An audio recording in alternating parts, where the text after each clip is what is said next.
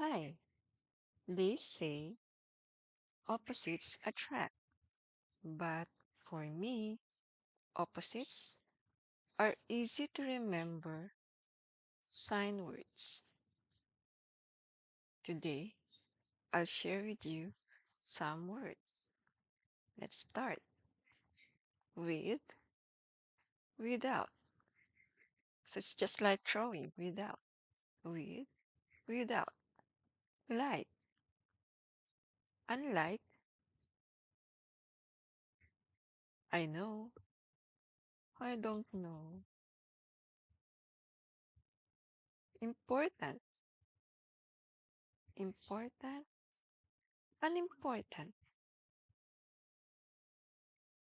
beautiful or beautiful, and of course, ugly. Here, some signs that you know that are opposites, but easy to remember signs.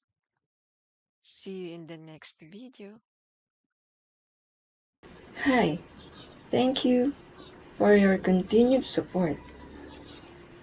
Please don't forget to like, subscribe, and share. If you have any questions, suggestions, or comments, please write in the comments below.